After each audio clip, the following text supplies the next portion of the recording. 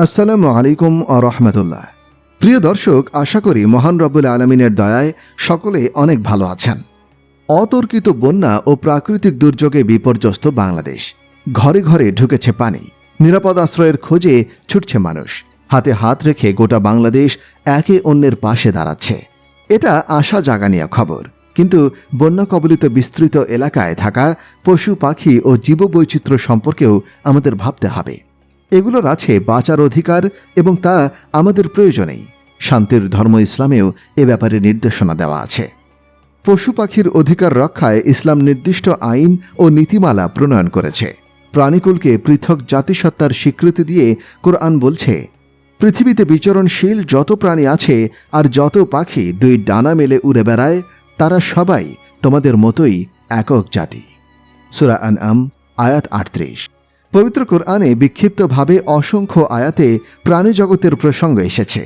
এর বাইরেও পৃথকভাবে বিভিন্ন প্রাণীর নামে অনেক সূরার নামকরণ করা হয়েছে, যেমন সূরা বাকারা অর্থাৎ গাভী, সূরা আনআম অর্থাৎ উট, গরু, বকরি, সূরা নাহল অর্থাৎ মৌমাছি, সূরা নামল অর্থাৎ পিপিলিকা, সূরা আনকাবুত অর্থাৎ মাকড়সা, সূরা ফিল অর্থাৎ হাতি ইত্যাদি।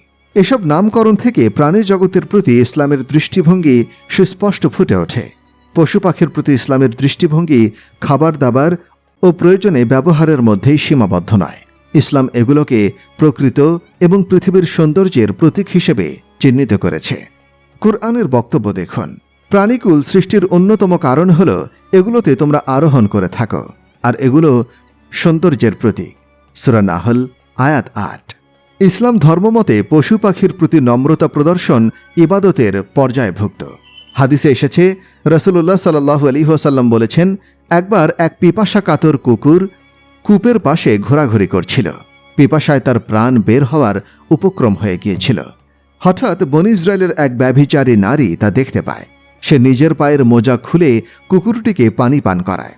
এই কারণে তার অতীত পাপ ক্ষমা করে দেয়া হয়। সূরা বুখারী ৩৪৬৭। হাদিসের ভাষ্যমতে পশু পাখিকে কষ্ট দেওয়া গুনাহের কাজ। হাদিসে এসেছে, রাসূলুল্লাহ সাল্লাল্লাহু আলাইহি ওয়াসাল্লাম বলেছেন, একজন নারী একটি বিড়ালকে বেঁধে রেখেছিল। সে তাকে খাবার দিত না, আবার ভূখণ্ডে বিচরণ করে খাবার সংগ্রহের সুযোগও দিত না। এই কারণে তাকে জাহান্নামে নিক্ষেপ করা হয়েছে। বুখারী হাদিস ৩৩১৮। গবাদি পশুর মধ্যে যেন রোগ ব্যাধি ছড়িয়ে না পড়ে, এজন্য সতর্ক থাকতে বলা হয়েছে। রাসূলুল্লাহ সাল্লাল্লাহু আলাইহি ওয়াসাল্লাম বলেন, অসুস্থ পশুকে যেন সুস্থ পশুর মধ্যে নিয়ে যাওয়া না হয়। সহিহ বুখারী ৫৭৭৭। পশু পাখির ব্যাপারে আল্লাহকে ভয় করতে হবে। সাহাল ইবনে হানজালিয়া রাদিয়াল্লাহু আনহু বলেন, রাসূল সাল্লাল্লাহু আলাইহি ওয়াসাল্লাম এমন একটি উটের পাশ দিয়ে যাচ্ছিলেন যেটির পেট পিঠের সঙ্গে লেগে গেছে। তিনি বলেন, তোমরা এসব বোবা চতুষ্পদ প্রাণীর ব্যাপারে আল্লাহকে ভয় করো। তোমরা তাতে আরোহণ করলে সুন্দরভাবে করো এবং আহার করলেও ভালোভাবে করো। আবু দাউদ হাদিস ২৫৪৮। পশু পাখি খাঁচায় বন্দি রেখে প্রতিপালন করা জায়েজ, যদি তাকে তাদের প্রয়োজনীয় খাদ্য পানি দেওয়া হয় এবং যথাযথভাবে যত্ন নেওয়া হয়। হাদিসে এসেছে, কিছু সাহাবী খাঁচায় পানি রেখে লালন পালন করেছেন।